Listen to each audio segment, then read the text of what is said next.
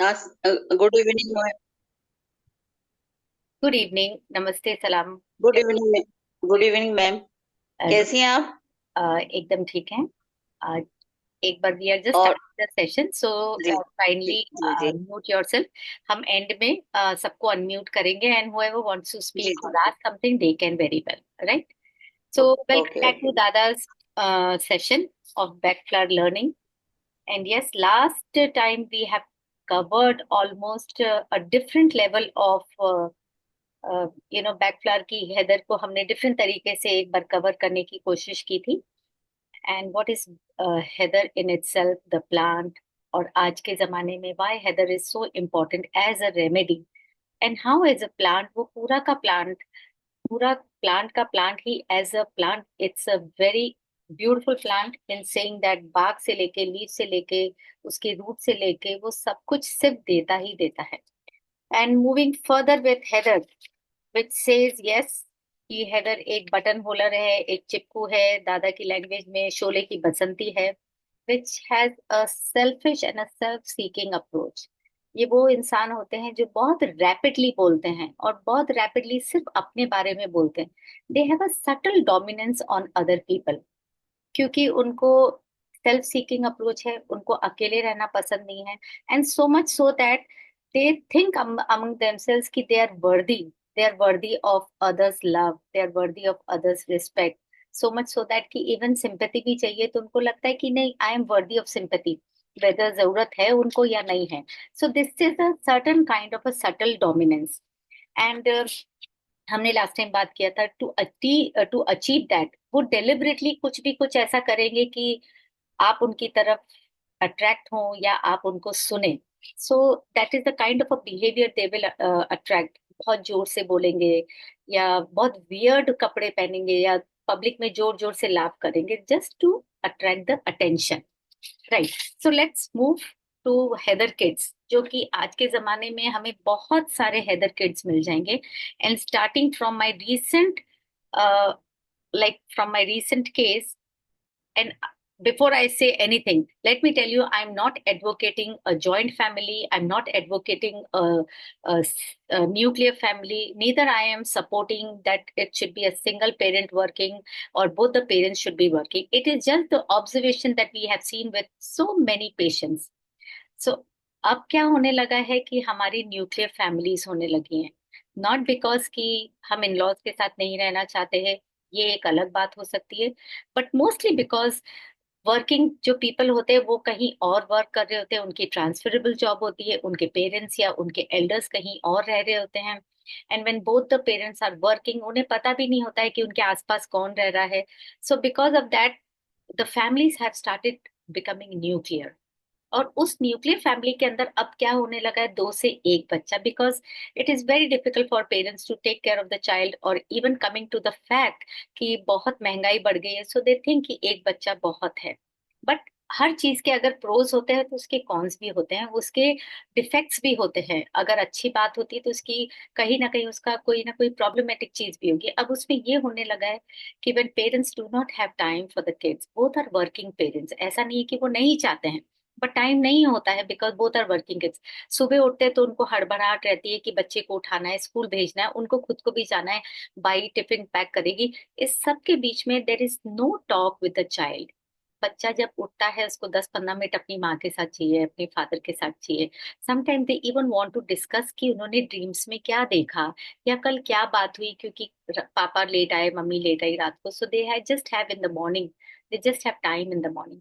But जब वो बच्चे देखते हैं कि टाइम किसी के पास भी नहीं है, तो अंदर की जो बातें होती है या जो डिस्कस करनी होती है या जो शेयर करना होता है पेरेंट्स के साथ, they have no buddy where they can share it with anyone. जो उनकी हाउस कीपर होती है या जो उनकी नैनी होती है, वो एक लेवल ही नहीं होता या तो बात करने का, या she is very busy in taking care कि बच्चा क्या खाएगा या बच्चे के कपड़े या बच्चे की सब चीजें जगह पे है या नहीं है। So there is no level of conversing with the nanny, और there is no time with her, या बच्चे का मन नहीं है। तो अक्सर क्या होता है, उसकी मन की बातें मन में रह जाती हैं, पर बच्चा बच्चा ही है, कहीं ना कहीं तो निकलना है। सो that kind of a child will be a very talkative child in front of the strangers, in front of their friends. एक एग्जाम्पल आपको बताती हूँ. This is a case where I am giving a right example. वो लड़की, she is a lone child and she gets whatever she wants from her parents, because parents के पास time नहीं है, तो कवर अप गिल्ट करने के लिए उनको लगता है कि जो वो मांगती है दे देते. तो she got her hair streaked with colours. उसने अपनी हेयर स्टाइल चेंज करी and she was very excited. Obviously बच्चे अगर कुछ नया करते हैं तो उनको बहुत एक्साइटमेंट होता है. And she was so excited that she went to the school and she was all blah blah about her hairstyle and how she takes care of her hair, how her nanny applies oil, और उसके बाल इतने अच्छे क्यों लगते हैं, और उसने कहाँ कराया. But other kids were quite bored. Why they were bored, it's not a question to be understood, but they were quite bored. So before she could complete her, you know, her excitement, they just left her in between और वो चले गए. Now the child was very hurt कि मैं तो इतनी मैं उनके साथ इतना सब कुछ शेयर कर रही हूँ और ये लोग सुनना नहीं चाहते. So these kids, they don't like to be left alone. They want people to listen to them, because उनके पास और कोई जगह नहीं है जहाँ ये बात करें. और एक ये भी चीज होती है कि जब बच्चे, बहुत सारे सवाल होते हैं छोटे बच्चों के मन में, और जब उनके छोटे से मन के अंदर इतने सवालों के जवाब देने वाला कोई नहीं होता है, प्रॉपर जवाब देने वाला कोई नहीं होता है, you are killing their imagination. And I am very particular about this, saying that you are actually killing their creativity, you are killing their imagination. बच्चा स्कूल से तो सीखता ही है, बट हर पेरेंट का अपना एक तरीका होता है बच्चे को एक लेवल अप अलग चीज सिखाने का. स्कूल में तो सिखा दिया जाएगा, ए फॉर एप्पल है, बी फॉर बॉय है, या बी फॉर बॉल है. हो सकता है माँ का तरीका अलग हो. ए फॉर एरोप्लेन है, जिससे she can make up the story also, right? So there are different ways also. But when you are killing the inquisitiveness of a child, there is no imagination left in the child, there is no creativity left in the child, there is a boring life going on. Imagine, that is a first step towards despondency. That is a first step of not focusing. That is a first step of not taking pleasure in learning new things. और वहां हम पता, बोला जाता है ना school में कि बच्चे का फोकस नहीं है, या बच्चा अटेंशन नहीं पे कर रहा है, या दूसरों को छेड़ रहा है, क्योंकि जो अटेंशन उसको घर पे मिलना चाहिए या कहीं से भी मिलना चाहिए वो नहीं मिल पा रहा है. So before you listen to the complaint of a child from the school, please try to understand कि वो बच्चा ऐसा क्यों हो रहा है, right? So Heather kids यही होते हैं कि they are too talkative, they demand attention. These are the not negative sides, but I will say these are the points that we have to notice. और हेदर के लिए क्या होता है कि उसको सिर्फ वो इंसान चाहिए जो उसका सुने, right? So these kids are very talkative, they demand attention, and of course they want to discuss everything to their friends, to strangers. और उन्हीं के बराबर के बच्चे होते हैं जो उनको गाइड करेंगे. तो now you can imagine, instead of getting guidance from the parents, from the elders of the house, they are getting guidance from their peers, जिनका खुद की immaturity level अभी उतनी ही है जितनी इस बच्चे की है, right? So they are quite unhappy if they are left alone. This is what is Heather kids, और जो आपको आजकल बहुत मिलेंगे. Now moving over to Heather animals. ये animals या pets, ये आपको बहुत दिखेंगे. और ये कैसे होते हैं? These are the animals who crave attention. और attention के लिए क्या होता है, कभी आप छोड़ के चले गए ना, तो आपके घर के सोफे, आपके घर के जूते, सब कुछ खत्म कर देंगे. और हमको लगता है कि इसको ट्रेन ही नहीं किया है कुत्ते को, या इस पेट को ट्रेन ही नहीं किया है. No, the pet is demanding attention. आप उसको बता के नहीं गए, अकेले घर में बंद करके गए, उसी तरीके से जैसे अगर आप अपने बच्चे को बंद करके गए. So this is a kind of an attention the pet is wanting. और अगर सेंसिटिव पेट हुआ तो वो सल करके नीचे भी बैठ जाएगा, and the pet will make you feel that you do not love them. दोनों काइंड के होते हैं कि जो तोड़फोड़ नुकसान भी करेंगे और जो सल्क होके सोफे के नीचे या पलंग के नीचे बैठ भी जाएंगे, राइट? एंड कुछ ऐसे पेट्स भी होते हैं, they will pester their owners, कि बार बार उनकी चुन्नी खींचेंगे या बार बार कुत्ता खींचेंगे कि आप मुझे वॉक के लिए ले जाओ. There are again other kind of animals, क्योंकि एक मन में उनके होता है कि मेरा टाइम हो गया है जाने का.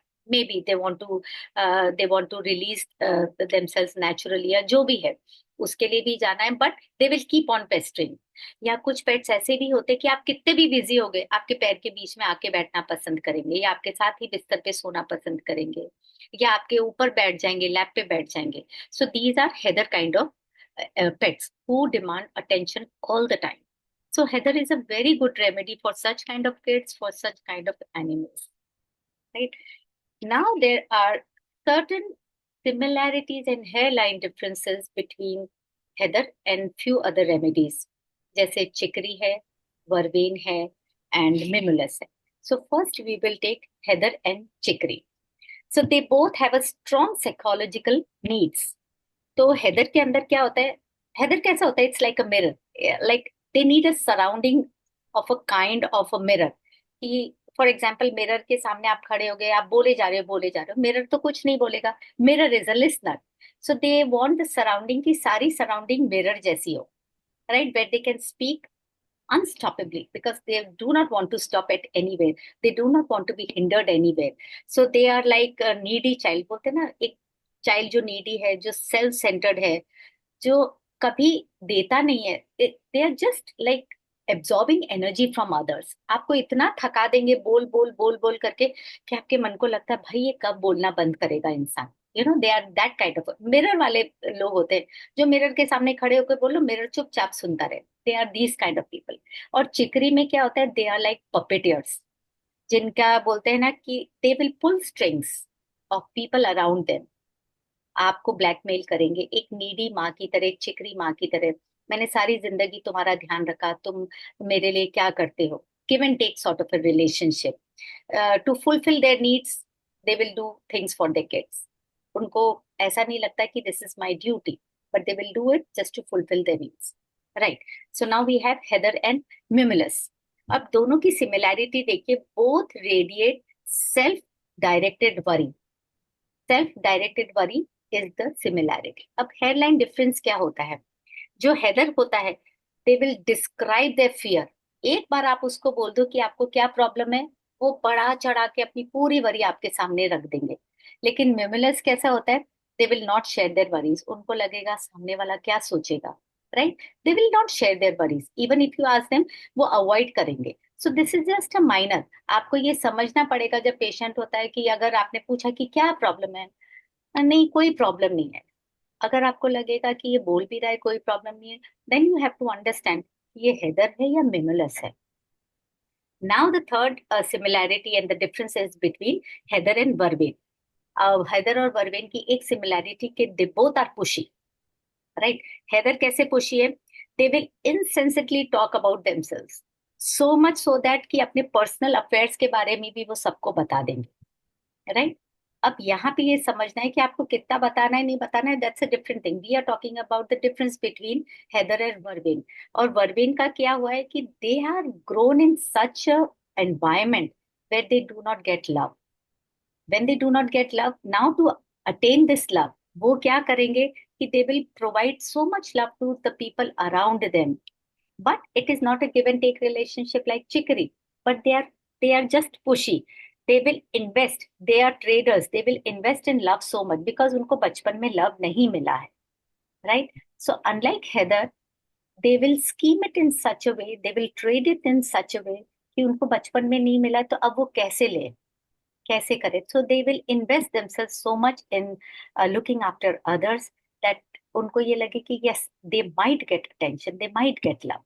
So these are some hairline similarity differences and similarities between heather and other remedies. And the most important part, why am I saying this? क्योंकि हम हमेशा बोलते हैं कि कॉम्प्लीमेंट्री रेमेडीज हम आपको हमेशा बताते हैं. बट लास्ट टाइम एक पेशेंट ने ये पूछा था कि मैम मैं ये चिकरी रेमेडी ले रही हूँ तो इसके साथ ये होम्योपैथी ले लूं. So my point to take the complementary, ये लेने का मतलब इसलिए है कि मैं आपको होम्योपैथी के बारे में जो थोड़ा सा बताती हूँ, उसका मतलब ये नहीं है कि अब हैदर के लिए मैंने बताया कि हैदर के लिए लेकेसिस भी होती है, सोरेनम भी होती है. बट इसका मतलब ये नहीं है कि अगर इस पेशेंट को हैदर जा रही है तो उसको आप लेकेसिस दें. नहीं, आप ऐसा नहीं कर सकते. रीजन बीइंग, होम्योपैथी में क्या होता है कि this drug is used only for humans, not on animals. क्योंकि animals are not able to tell their symptomatic, जो बोलते हैं ना, सिम्टम्स नहीं बता पाते एनिमल्स. और होम्योपैथी में क्या जरूरी होता है? मेंटल सिम्टम्स भी जरूरी होते हैं और फिजिकल सिम्टम्स भी जरूरी होते हैं. देन ओनली एक तरह की कॉन्स्टिट्यूशनल रेमेडी निकलती है उस इंसान के लिए. दैट इज वन रीजन कि जब इंसान बोलते हैं अरे होम्योपैथी डॉक्टर के पास, वो बहुत बड़ी केस हिस्ट्री लेगा. बट वो केस हिस्ट्री आपके लिए अच्छी है, उस बहाने आप अपने आप को समझ पाएंगे कि आप किस प्रकार के ह्यूमन बीइंग हैं और आपको ये प्रॉब्लम क्यों हो रही है। जरूरी नहीं है कि आपको डॉक्टर की जरूरत हो सकता है कि अगर वो खुल के आप अपने आप को ही समझ लें तो कई सारी बीमारियां तो ऐसे ही निकल जाएंगी once you start knowing yourself. तो होम्योपैथी में एक कॉन्स्टिट्यूशनल रेमेडी है जो लगती है, and million times I have told you I am that one person who is a live patient over here. दादा की मैं पेशेंट थी जब मुझे हिस्टेक्टोमी के लिए बोला गया था, and I am still sitting over here with my uterus intact. तो ये सिर्फ पॉसिबल है अगर give and take of history बराबर होती है। तो अगर आप सारे अपने कबर्ड में से अपने स्केलेटन निकाल देंगे तो होम्योपैथी लगती ही लगती है। दो it is of course I can say that it is a gradual process. एकदम से ऐसा नहीं होता कि एलोपैथी जैसे लग जाती है या फटाफट काम कर जाती है तो होम्योपैथी कर जाएगी, ऐसा तो नहीं होगा। It's a gradual process. But वही वाली बात है, it's a modality, you should work with other अभी हमें नीचे करके वहां अपने के लिए गया कि नीचे दी जहाँ काइंडली म्यूट योरसेल्फ। जहाँ जरूरी है अगर एलोपैथी की वहाँ एलोपैथी, जहाँ बीएफआर की जरूरत है वहाँ बीएफआर। अगर क्रॉनिक सिचुएशन नहीं है तो आप बीएफआर लीजिए, आपको सॉल्व हो जाएगा। अगर क्रॉनिक है तो आपको होम्योपैथी भी लेनी पड़ेगी। खोल के मैं गया हूँ, रिजल्ट खोल के मैं आया हूँ। हाँ I think kindly mute yourself, this will be very उस नाइस। वाले दिन मैंने तो वही करा। Okay, that's okay, no problem. So I was talking about lechesis. So lechesis is made from Su cuckoo snake poison, right? Or lechesis की why I'm saying a complementary medicine because lechesis is like मेरे को भी हमने कहीं बड़ा वही। हाँ ये uh, और उसको क्या क्या कहते हैं, हम लागू लेने जाता हूँ यार। kindly mute yourself। आप जो भी है एक बार अपने आप को म्यूट कर लीजिए please. Thank you so much. So Lachesis कैसी है? It's a kind of a jealous woman who never stops talking, right, and she jumps from one subject to another. और आप उसको एक वर्ड दे दीजिए वो एक नई स्टोरी भी बना सकती है। So they are those kind of people, they have very vivid imagination and they speak very nicely. मतलब इतना ग्रेट लोक्योसिटी होता है and they are so excited while speaking. Those are lachesis kind of a people. So it's a complementary remedy, लेकिन इसका मतलब ये नहीं है कि अगर आप हैदर दे रहे हैं तो लेकेसिस दीजिए। जस्ट इट सिंपल वे कि वो कॉम्प्लीमेंट्री मेडिसिन है। और दूसरी है सोराइनम विच वी से कि स्केबीज वेसिकल से बनती है, which again these kind of a people they are slightly despondent. They will they will take so much from others, क्योंकि उनका दूसरों को इंटॉलरेबल बना देते बोल बोल बोल करके, and they are chronic grumblers basically. So this was a very short thing from my side about Heather. लेकिन आपको ये समझना पड़ेगा कि आज की जमाने में हैदर किड्स क्यों हो गए हैं। लास्ट टाइम हमने ले लिया था, please pay attention on your kids, specially the adolescent kids, because उनके लिए अब हमसे ज्यादा मीडिया पे और जो एंडोर्समेंट्स आ रहे हैं या जो सेलिब्रिटीज हो रहे हैं वो ज्यादा इम्पोर्टेंट होने लगे हैं। That can be very dangerous because अभी भी उनका माइंड इमेच्योर है। They are going through learning phase, they are going through growing phase, so they need their elders and it is our duty. अगर हम बच्चों को इस दुनिया में लेकर आए तो ये हमारा फर्ज बनता है कि और कुछ नहीं तो we throw them on the right path, right. So this is all from my side on Heather, and very shortly we are coming up with a very interesting topic जो बहुत टाइम से चले आ रहा है and people have asked for that, and about that topic I would like to invite Dr. Sonal Devalia, and she will brief us about the topic which we are going to take in a couple of weeks or maybe next week also. Yes, ma'am. Thank you so much, Dr. Ritu. So everyone, very good evening. मुझे आपके 5-10 minute चाहिए जहाँ पे आप fully focused रहें कि मैं आपसे क्या बात करने वाली हूँ।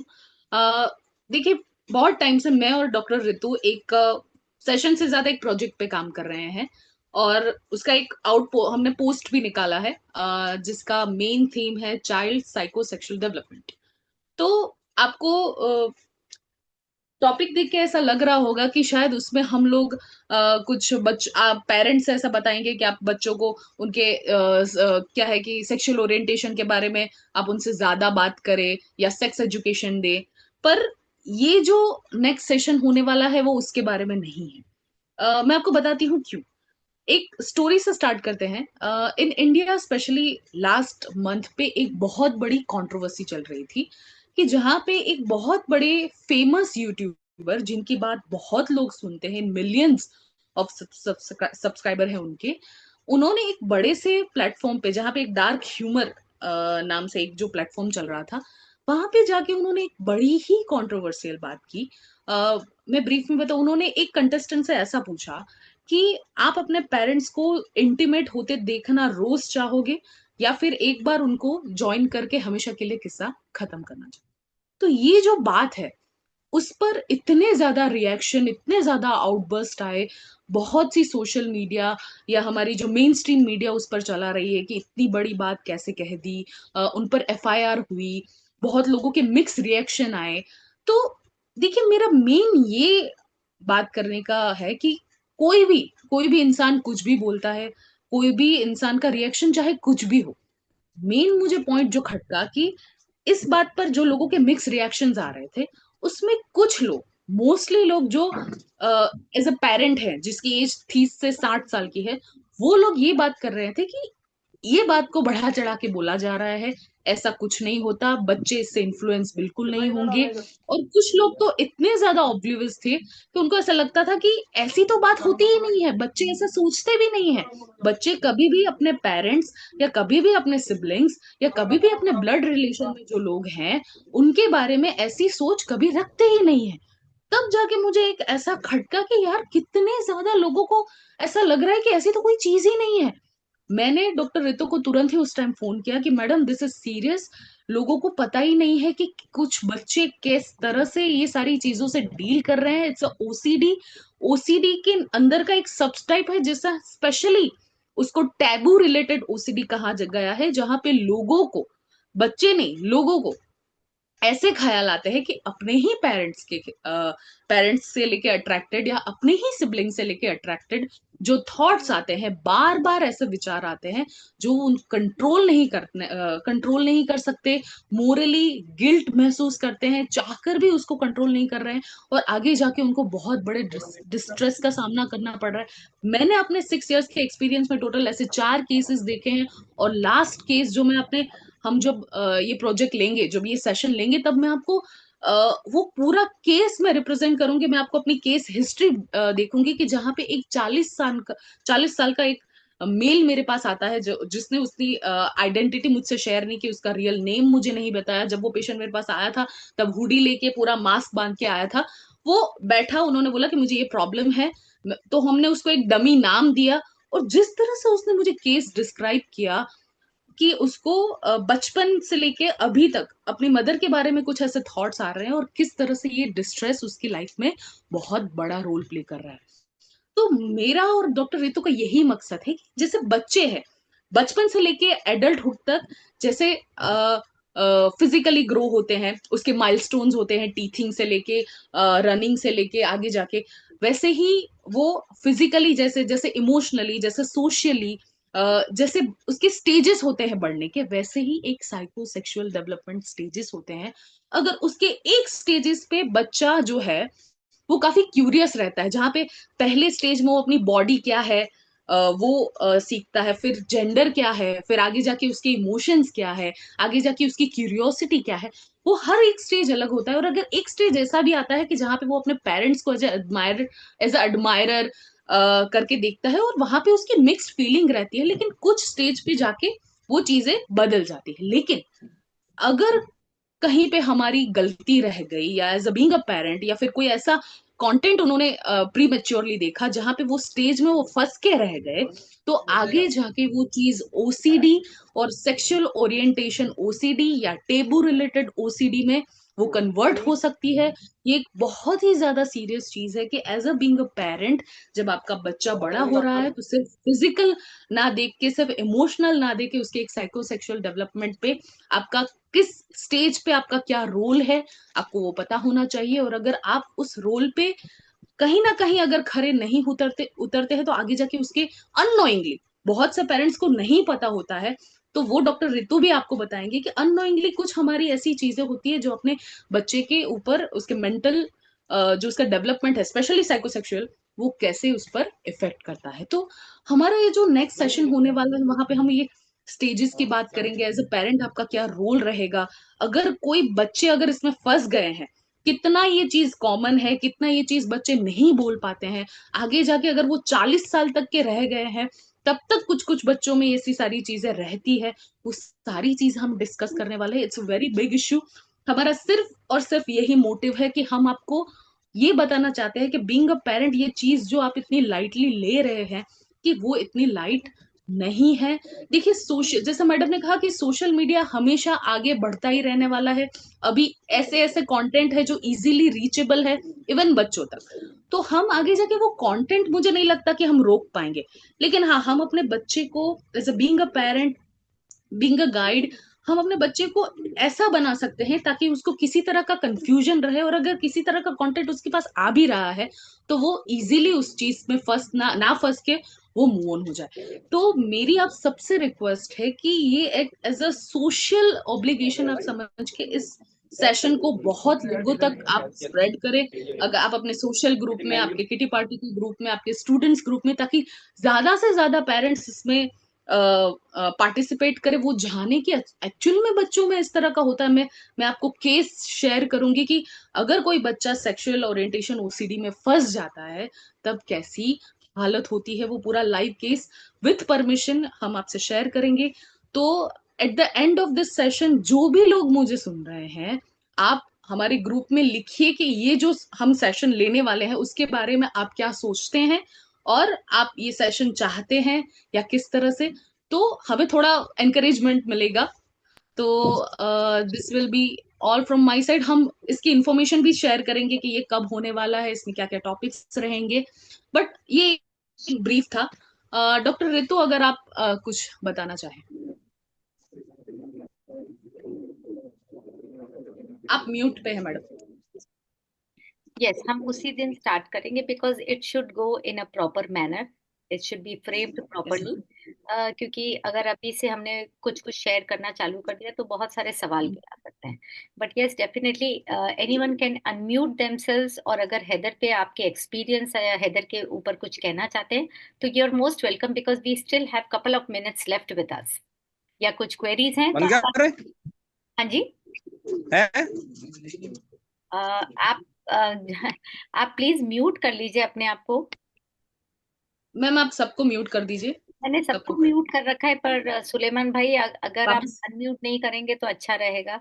Yes, if anybody wants to unmute और शेयर करना चाहते हैं अपना कोई एक्सपीरियंस हैदर के ऊपर, तो मोस्ट वेलकम। या हैदर के ऊपर अगर कुछ बोलना भी चाहते हैं, so most welcome. I don't think so doctor Parekh is there today. Ma'am किसी का एक क्वेश्चन है, आप ले लीजिए, किसी ने पूछा। ओके।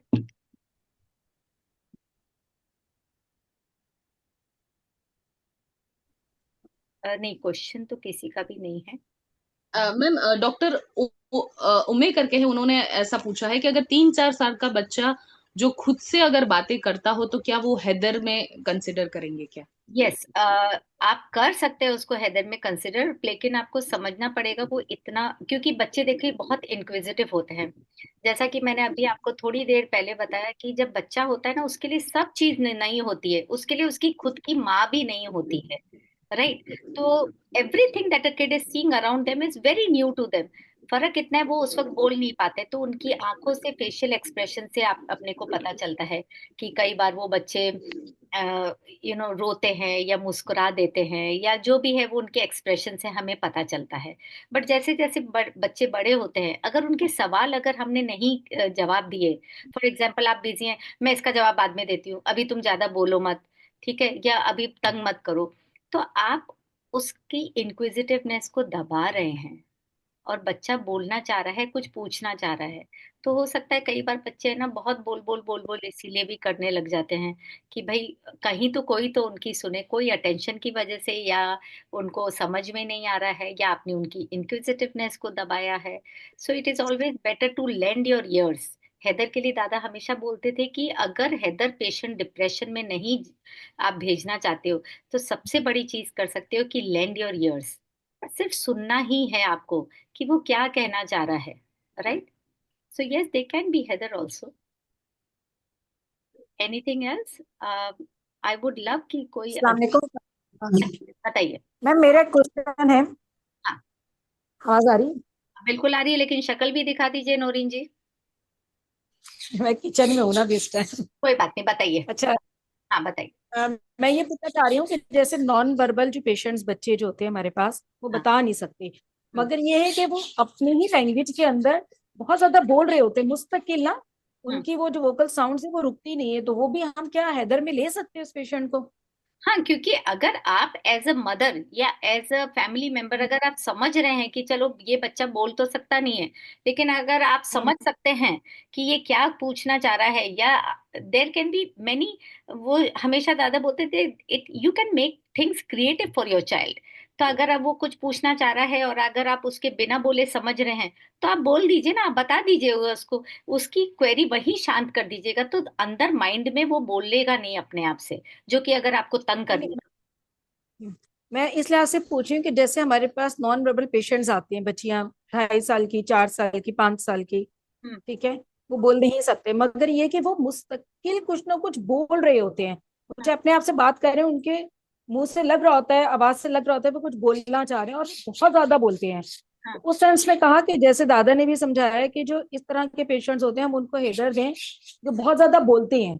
हम्म। तो अब जो नॉन वर्बल, मेरे पास कुछ ऐसे पेशेंट्स हैं कि हैं वो नॉन वर्बल बच्चे, मगर वो बस बोलते रहते हैं, क्योंकि साउंड तो आ नहीं रहा, मगर मुझे एहसास हो रहा है कि बस वो अपने आप से लगे में, या हल्का फुल्का जो उनके साउंड प्रोड्यूस हो रहा है, जो वोकल साउंड आ रहा है, वो कुछ समझ तो आ नहीं रहा होता, मगर ये कि वो, मुझे ऐसा लगता है कि वो बहुत ज्यादा बोल रहे हैं। हाँ, इस तो सेंस से मैंने आपसे पूछा क्या हम ऐसे पेशेंट को इधर एग्जैक्टली, दे सकते हैं ना? हाँ बिल्कुल दे सकते हैं, क्योंकि देखिए वो केस अलग हो गया कि आप नॉन वर्बल किस हिसाब से बोल रहे हैं, कि वो उनकी वॉइस ही नहीं है या वो नहीं बोल पा रहे हैं। There are two ways. आप मुझे समझाइए कि पहले आप क्या कहना चाह रहे हो, कि उनकी आवाज ही नहीं है या वो बोल नहीं पा रहे नहीं, हैं? आवाज आवाज है। हाँ। जैसे अक्सर मेरे पास 2 पेशेंट ऐसे हैं जिनकी आवाज है, यानी कि वो जब बोलना शुरू किया तो वो मामा पापा बोलते थे, फिर अचानक जो है वो बोलना बंद कर दिया उन्होंने, ठीक है। अब बोलना बंद कर दिया सिर्फ, या वो जो राइम्स सुनते थे वो ही कुछ साउंड प्रोड्यूस करते हैं, राइम्स बोलते हैं इस तरीके से कि आपको सिर्फ अंदाजा होता है कि वो कोई राइम्स पढ़ रहे हैं, या मगर उनके साउंड क्लियर नहीं है, नहीं, आवाज मतलब आप, हम समझ नहीं सकते। That's okay Norin ji, I got your point, लेकिन ये बीएफआर का केस नहीं है। इसको पहले आपको ठीक है, सीरियस इफेक्ट में लेना होगा before it goes out of hand. ये तो आपको डॉक्टर्स को दिखाना ही पड़ेगा कि बोल सकते थे, अब क्यों नहीं बोल पा रहे, what is going wrong inside them. तो ये बीएफआर बाद की बात है, पहले ये सीरियस नोट पे डॉक्टर से चेकअप कराइएगा। ठीक है? ठीक है, हाँ जी। ठीक है, thank you ma'am, welcome. Welcome. हाँ जी, फरीदा जी।